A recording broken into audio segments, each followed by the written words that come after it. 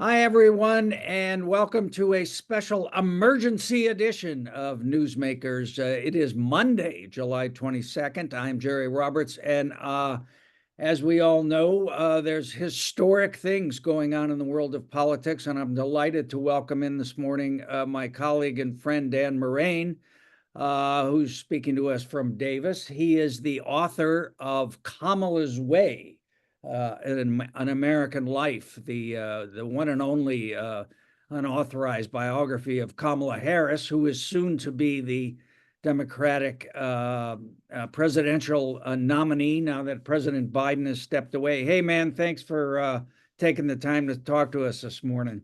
Of course. I wish I were in Santa Barbara. Well, you always have an excuse to come, you know that. That's right. Hey, the words historic and unprecedented have been thrown around quite a bit in the last 24 hours with President Biden stepping aside from the nomination after weeks of pressure from his own party.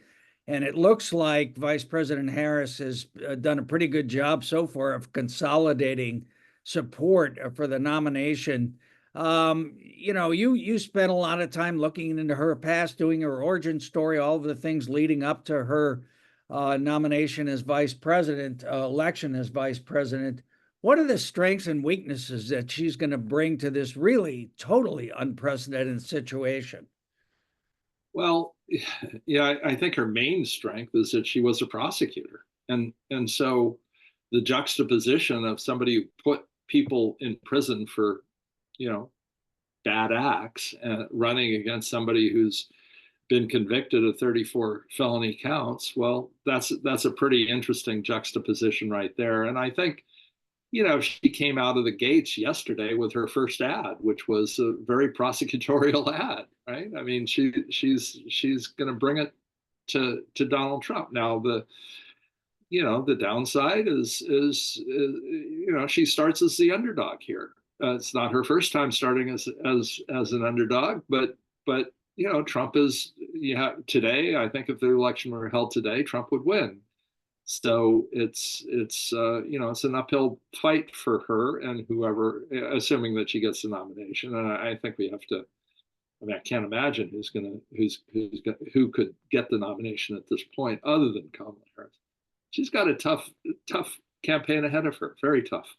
Yeah, well, it's true. And, Biden was sort of swirling down the drain, but he's been behind for 10 straight months in the Right. national polls. He's been Right. behind Trump, behind in all those key battleground states. And, Harris takes over. She has an opportunity to reintroduce herself, but she's still part of the Biden administration, as you point out, and so brings that along.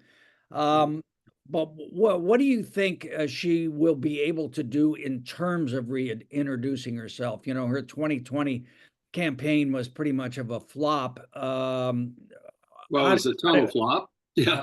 okay, well, I Yeah. was being nice, but Yeah. so how does she do that? Based on how have you seen her in the Yeah. past Yeah. overcome Well, uphill odds? she's been defined uh, by as vice president. I think in part, in no small part, by conservative commentators, conservative politicians who have gone after her for her stumbles, and she has stumbled, but also Democratic leaders. I mean, I've heard the likes of James Carville be highly critical of her. Uh, David Axelrod. These folks have in the past been critical of her. Well, she gets to reintroduce herself to or introduce herself to much of the country because, unlike you and me, Jerry, most people don't pay very close attention to this stuff and they don't listen to what Carville's saying or what Sean Hannity is saying. They're off living their lives and they get around to voting every 2 or 4 years. So she's going to be able to introduce herself in uh, to a whole group of people who don't. I mean, they may have an impression, but not a strong impression. One of the things that I think is a strength is she went to Howard, preeminent Black university, and she was a member of the sorority there that has quite a network. And so they're going to be all in for Kamala Harris. That's going to help her in many states. I think that'll help her in Georgia. That would help her in Michigan and Wisconsin, Pennsylvania. This is a powerful network of really smart, accomplished women, and they've got one of their own who's going to be the standard bearer for the Democratic Party. I think they're going to be all in, and they can be influential with Black voters, and that's going to matter a lot in November. Well, yeah, because that was one of the key cohorts of the Democratic coalition where Trump or Biden was bleeding support. Right. It was among blacks and also among younger voters. I mean, 59 to you and I is young, perhaps, but it's a mere child. She's a mere child. So it is a generational thing, and it does flip the script on the old guy on Trump. Now all of a sudden Trump is the old guy who's running. And the way they sort of responded, they were kind of all over the place yesterday. I'm sure they've thought about the possibility they would have to run against Harris, but I think they've also spent billions of dollars, running against the drooling old man, right. Which is now off the table. One of the things that you mentioned, she has been an underdog repeatedly throughout her life, and talk a little bit about a couple of those times or those episodes or experiences she's had where being an underdog perhaps will give her some of the energy or values or strength or whatever you want to call it to try to overcome this lead that Trump has. Mm-hmm. Well, you were closer to the action in when she ran for San Francisco District Attorney that first time in 2003. I was paying attention mostly to the recall and not to the district attorney's race in San Francisco. But she started there. I mean, my recollection is at like 6% in the polls. Right. Yeah, nobody knew who she was. Right, and she ended up emerging and defeating a very famous San Franciscan, Terrence Hallinan, KO, and so that was her first run as an underdog. I paid a lot of attention to her when she ran in 2010 for California Attorney General, and in that case, in that race, Steve Cooley was the DA from LA County, had been there, I think 3 terms, career prosecutor, looked the part, white-haired, sort of world-weary prosecutor, had seen everything, and had made his name bringing high-profile cases, public corruption cases, a big supporter of the death penalty. Everybody thought he was going to win. Gary South, one of the preeminent Democratic consultants in California, predicted he would win. Bill Lockyer, who was former attorney general, predicted Cooley would win. So these are, and the Republicans really handpicked the one person in California who should have won in that race. 2010 was the year of the Tea Party nationally, but in California, that red wave stopped at the eastern slope of the Sierra. So, he came very close to winning. He even claimed victory on election night.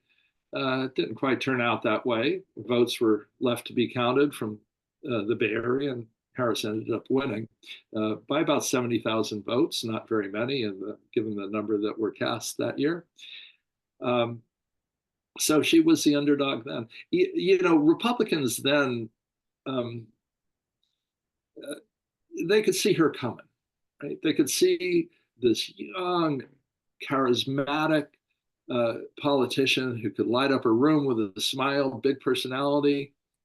Uh, they wanted to stop her before she could rise. Now, I don't know that they would have predicted that she would become a Democratic nominee in 2024. I don't think they could have necessarily predicted that.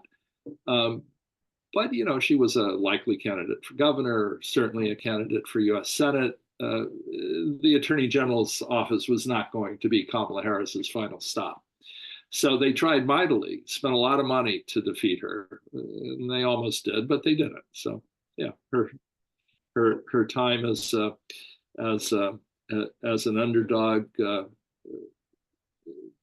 she knows how to battle. Yeah. She can be a good campaigner. Yeah.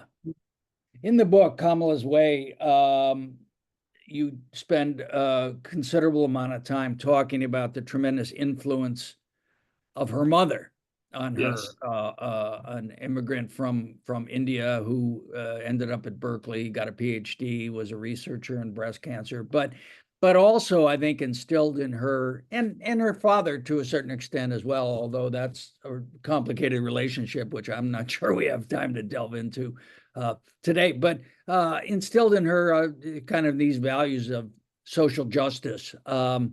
Talk about the influence of her mother, who her mother was, and why Kamala always is at such pains to acknowledge her mother. Well, so I never met her mother, but it's without a doubt her mother was her greatest influence. To imagine this person in the late 1950s in India decides that she wants to move across the globe to California. I mean, my God, what a gutsy move that was to pursue her passion, which was science. Um, she goes to Cal. She gets her PhD.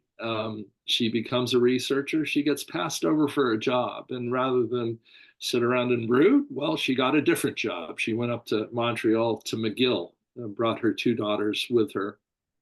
That's also a pretty gutsy move. Now, as a child, she had moved around a fair amount. Her father, Kamala Harris's grandfather, was a ranking, I think, Foreign Service officer, as I recall, a diplomat, and so she moved around. But still, that's a gutsy thing to do. As a single mother, they had divorced, and she goes up to Montreal with her two daughters.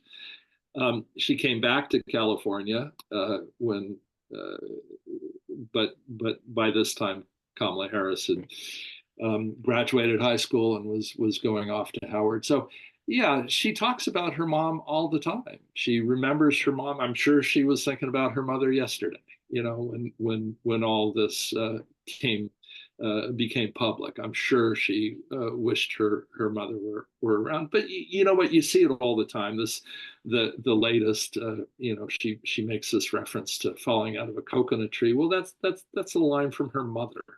Her mother talked about, you don't just fall out of a coconut tree.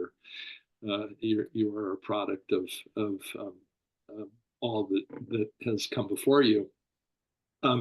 Anyway, she remembers her mother often, and it's sweet, it's poignant, says something about who Kamala Harris is. Yeah, and you quote one of the numerous aphorisms that she recalls from her mother. Said, "You may be the first to do many things. Make sure you are not the last," Right.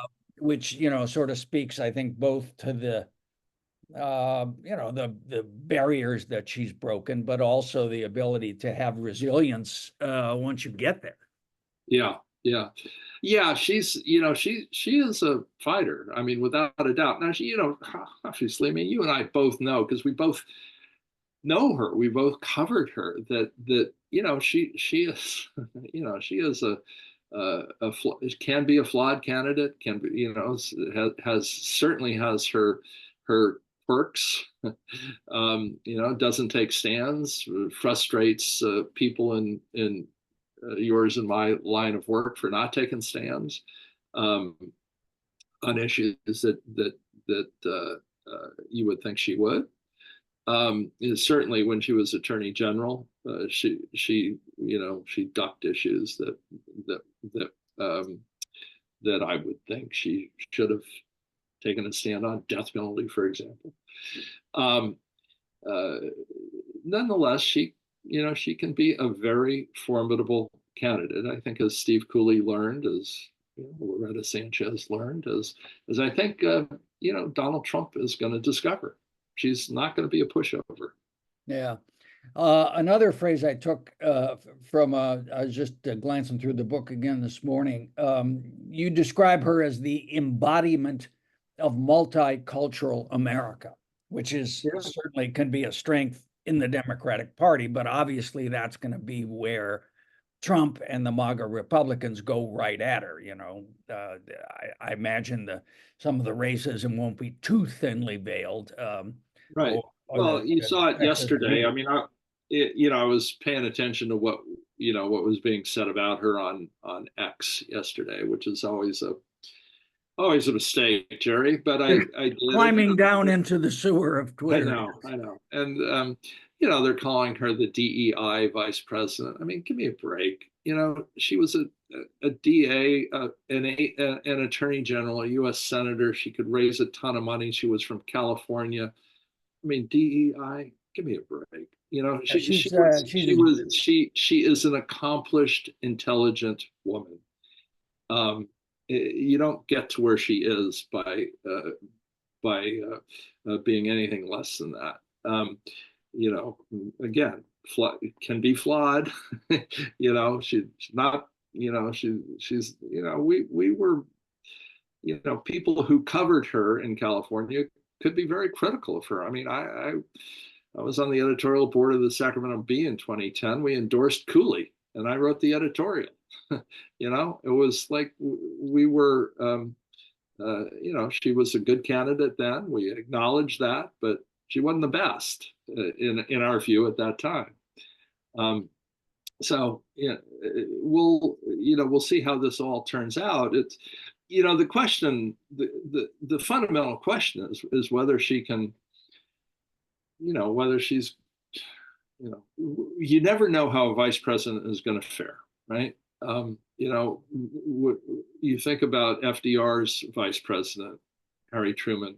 I think that, in 1944, people didn't think a great deal of Harry Truman. And then, FDR dies and Truman becomes one of the most consequential presidents in U.S. history. Well, is she going to be a Truman? I don't know.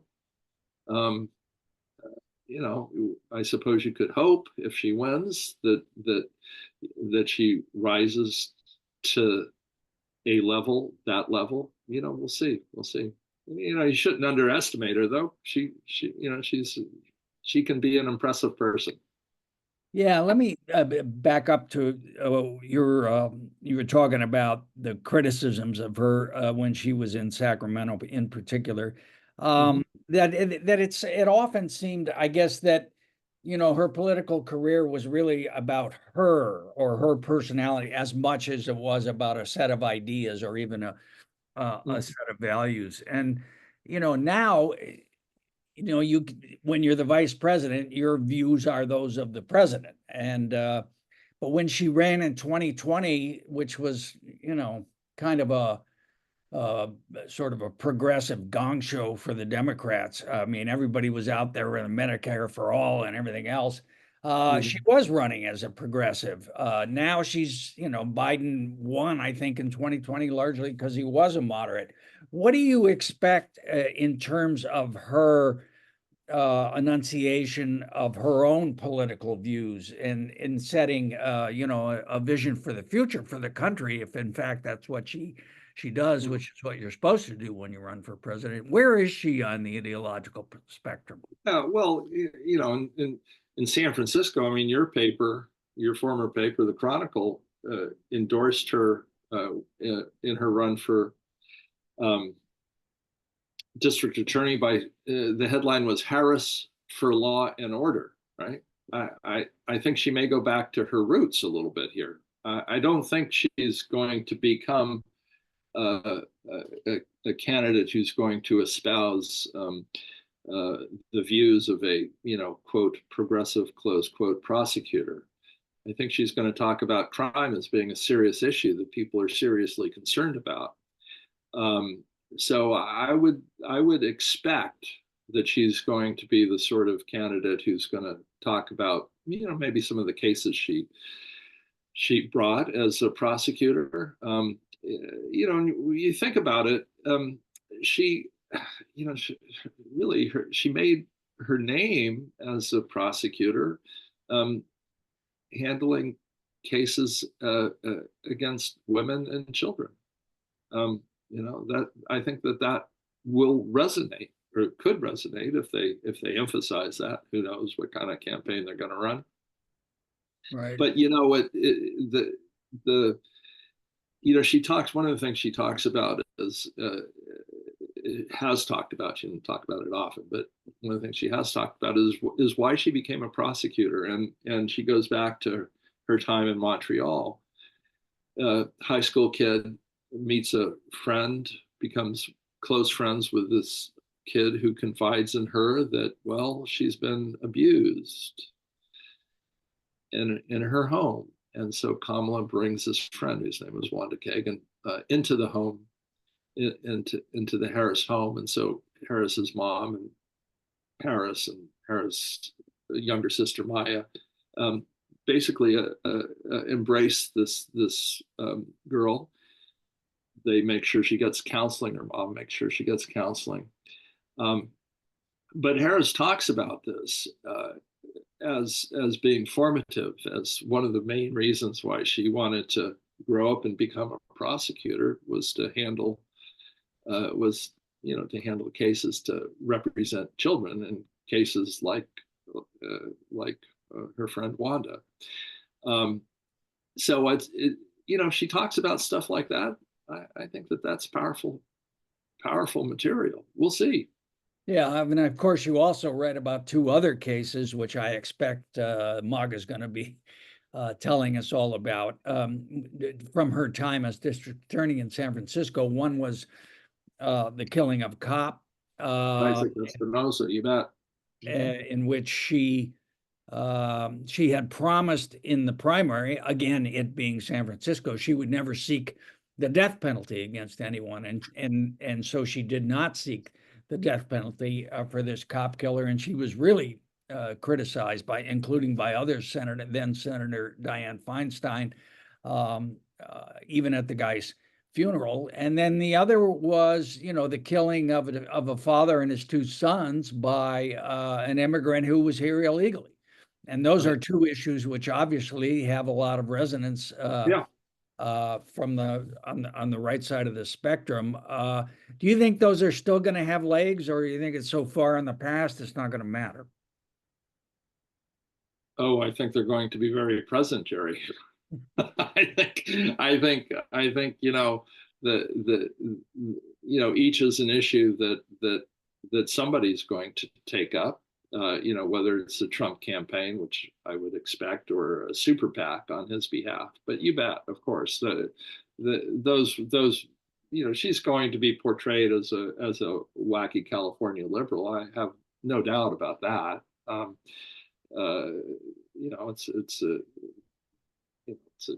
It's a go-to tried and true method to attack Californians. I think that's also, by the way, one of the reasons why she's been so vilified back east is, she is a Californian. She, the book's title, Kamala's Way in American Life, it really could be a California life. I mean, you think about Kamala Harris, can't imagine Kamala Harris could have happened in any other state other than California, right? Immigrants from Jamaica and India meet at Cal, most Californian of institutions. She's born in 1964, which is, the beginning, not really the beginning, but, is closer to the beginning than the end of all the swirl over civil rights and the rise of the Black Panthers and all that sort of thing. This is a California story at root. And of course, if you're the Trump campaign, of course you're going to go after Kamala Harris, the Berkeley radical. I'm not sure if she's all that radical, but Yeah. We'll certainly be treated to that. We'll learn a lot about J.D. Vance in this campaign too. He's I guess, a product of his place too. Well, he's got his own form of affirmative action. Interesting piece in the Times about that. Obviously, and I, to your point, it's hard to argue that he's more qualified to be president than she is, certainly. Going back to the point about, she should, or she's likely to lean into her roots as her strength as a prosecutor. My impression of her has always been she's much more effective as a politician, as a leader, when she's on offense than when she is on defense. And you just look back to that 2020 debate with Biden where she went after him. But then, I think it was the debate after where Tulsi Gabbard, of all people, I mean, just really schooled her and eviscerated. she became flustered and very defensive. How do you account for that, or is that a correct reading, do you think, of her personality and her character? So I guess I never especially saw her on the defensive in any race that I covered, races for attorney general and for U.S. Senate. I mean, she was always, certainly Cooley went after her, and there was a super PAC that spent a bunch of money to try to cripple her campaign. Obviously, when you're playing on a national stage, it's a different game. We'll see how she takes a punch. We know that she can land them. My guess is I know that she has a thick skin. She's weathered attacks before. This is gonna, this will be a new level. There's nothing quite like a presidential campaign. Nothing at all like a presidential campaign. And I think that Trump will be as brutal can be. Well, yeah. It's going to be a little tough to go after. There's a line that they're going to have to walk here too, because it's one thing to go after a candidate. It's a somewhat different issue going after a Black woman. I don't know. I think they're gonna it's going to be a little complicated, especially. Well, we'll see. We'll see how this all turns out. Well, Trump certainly didn't waste any time bringing up Willie Brown. He's already on a true social about. Of course, Willie Brown was the two of them dated back in the day, and then he was helpful to her career early on, as he was helpful to Gavin Newsom's career as well. Again, I hear what you're saying about they need to walk a line, but this is a guy who's never walked a line. He's just eradicated. No, he's not. He's nuance is not his. You don't think Donald Trump and nuance in the same sentence too often. Yeah. One of the big criticisms of her also has been that she's kind of a lousy manager. Of course, her first 2 years as vice president, tremendous staff turnover in her office. But that's something that went back to Sacramento. I mean, that happened in Sacramento as well. Is that a personality thing? Is that something that people sort of point to because, more that they perhaps wouldn't If she was a man, is there an element of sexism to that? What's your take on that whole nexus of Well, questions? yeah, I mean, she's obviously a tough boss. I mean, I've heard that from people who like her and people who dislike her. She can be a very tough boss. Um, but we've all covered politicians, and most there are a lot of politicians who are known as being real warm and fuzzy uh, people. Um, uh, many of them can be very tough bosses. I think a lot of, at least some of the criticism she gets, um, there's an element of sexism in it. I don't think there's much doubt about that. Um, uh, but at the same time, she can be a tough boss. I've never heard of her throwing staplers at staffers. I've never even heard of her yelling at staffers. One of the stories that was recounted to me by Dane Gillette in the book. So Dane was a career prosecutor. He oversaw the death penalty unit in the AG's office, Attorney General's office. Um, Career prosecutor, death penalty proponent. Um, at one point, he filed a brief without getting her approval to begin with, and she called him and said, I wouldn't have, however she phrased it, but as he recounted it, she said to him that she would not have filed that particular appeal. And he was chastened, and he offered to resign, and she said, forget it, just don't let it happen again, right? And then when Dane retired, she made an appearance at his retirement party and lingered at the table talking with Dane and Dane's kids and wife, and he thought it was a very genuine moment. So yeah, she can be tough. She can also she can also be empathetic and compassionate, as I found in multiple instances where she went out of her way to talk to people who were at or near death or who had lost somebody. Yeah, So yeah, she's not there's more than one layer here to this woman. yeah.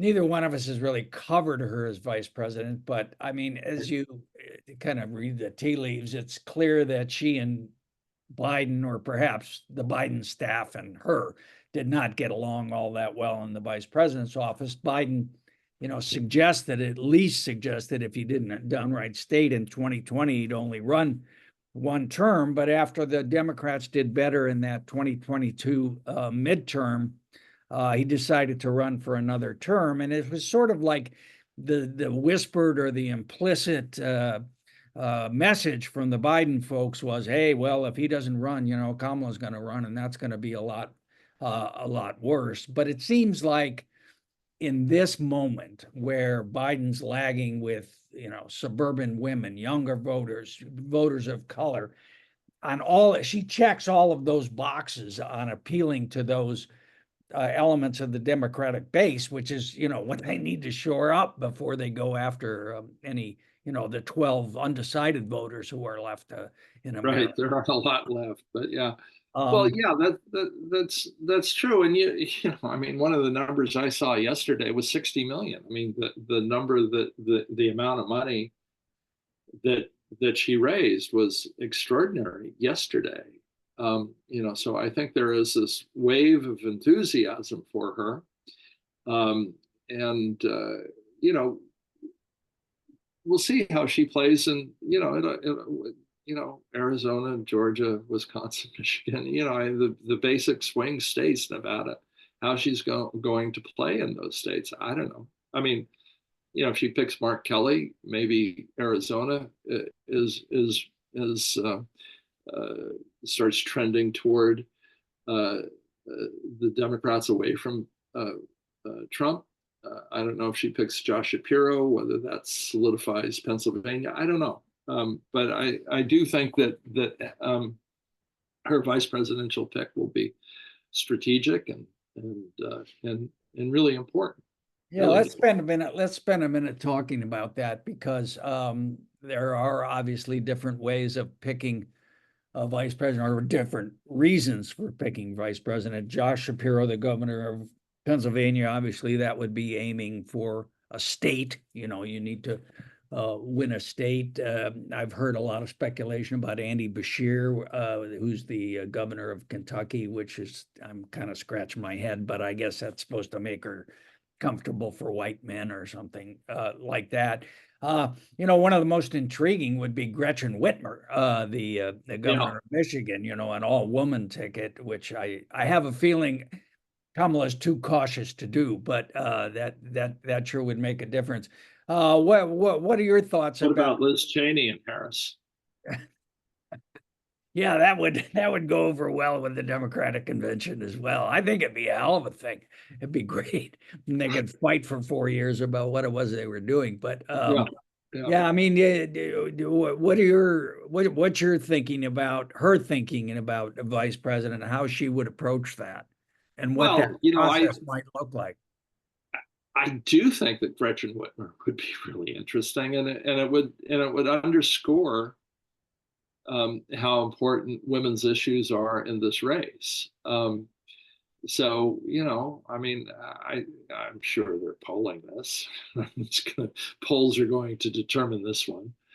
Uh, I guess my bet would be Mark Kelly. People like astronauts, Gabby Gifford, his wife, obviously is a powerful, powerful symbol of what will be one of the fundamental issues in this campaign: gun safety, gun control. So yeah, I think that Josh Shapiro has been governor for less than 2 years, right? I think that's a tougher one. Um, some people have speculated that she wouldn't pick Josh Shapiro because he's Jewish. I think that matters not a bit here. I think that Well, Trump's pretty her much sewed position up on the Biden, there's not going to be any daylight between her position and Biden's on Israel, uh, and given it's so I dismiss that notion. So it could be Josh Shapiro, but if I were betting, I'd say Mark Kelly, but who knows? Who knows? yeah. I don't have any inside information. Yeah, and I've also seen speculation about some military, a person, a retired general, one of those woke generals that the Yeah, yeah, is always yeah. going on about, which would shore up her national security credentials, which are not extensive. I mean, in a It's very true. fraught time in the world. I mean, the president really, I mean, I think when the history of the Biden administration is written, I think his handling of both Ukraine and the war in Gaza and Israel and all that will certainly he'll get the highest marks for that, and something that he had a lot of experience going in about. That's Right. why that's why Obama picked him for vice president in large I, part. well, I think he picked him because he was an old white guy too. But I mean, that had a lot to do with it. You pick somebody who's your opposite generally, which would suggest Shapiro or the governor of North Carolina, or or Mark Kelly, somebody like that. Steve Bullock. There might be a place for him in the administration as well. Former governor of Montana. Yeah. Um, we'll see. There's, it is going to be a wild ride the next couple months, man. It's going to be, 106 days left. is that all? Yeah. Okay. But But when, I think because of social media and the internet and all these things, there's such a bias towards recency now. It's like, oh yeah, somebody took a shot at Trump. That was a long time ago, was it? I mean, it was 8 days ago. yeah, yeah, It wasn't very long ago at all, but it almost seems like it's ancient history. So I do think, hey, say a word before we go about Doug Emhoff, her husband, and the first gentleman or second gentleman, as he's So known. he's the second. He'd be the second. Yeah. Well, so I think I've met him twice. He seems like a really decent guy, down to earth guy. I know people who know him, who describe him that way. This was a lawyer who, entertainment lawyer, Century City lawyer. He was set up on a date. Kamala Harris. He wasn't sure exactly who that was. Can you imagine a lawyer not knowing who the Attorney General was of California? It took him a minute to put two and two together. Um, uh, so he's Jewish. He's very proud Jew. He's made this horrible wave of anti-Semitism. Uh, he's been out front and in combating that and talking about that. So he seems like a the sort of guy you'd want to you'd want to get to know. He's decent human being. Divorced, two daughters or two kids. Uh, uh, who evidently quite like Kamala Harris, and I guess he's got a good relationship with his former wife as well. So, And he seems like a rock for her. I mean, yeah, a mensch. Yeah. A mensch. Yeah, that's a good word. All right. Any final thoughts for those of us who will be keeping a close eye on the next 106 days about what to look for in Kamala Harris? Well, it's going to be. I mean, the convention. It's a poignant in time. I mean, I don't think anybody who's paid attention to Joe Biden couldn't have. I mean, we last talked after the horrible debate performance, and it was painful to watch. It was painful to watch because I mean, say what you will about Joe Biden, whether you support him or not. I think that the notion of the Biden crime family is it's just ridiculous. It's just a Trump made up thing. He's been a decent man, decent public servant. Cares about his kids, cares about his family. Um, that he was weathering this just horrible last couple of weeks since the debate. It was. I don't know which was more painful, the debate performance or the aftermath of it. He was twisting in the wind. People were sticking knives in him and twisting it. It was poignant just on a human level. So he's agreed to move aside. I don't think he had much choice. I think the polls probably showed that he was not going to win against Trump. Maybe now those polls will shift. We'll see.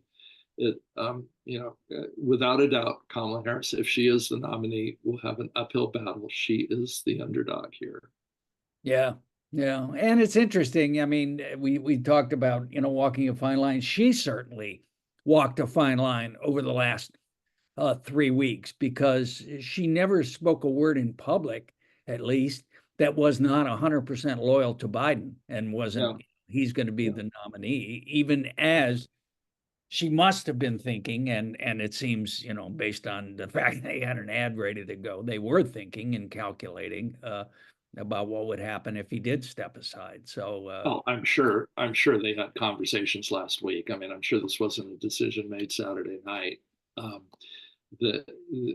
Yes, and of course it was orchestrated. This did not come as a surprise to her.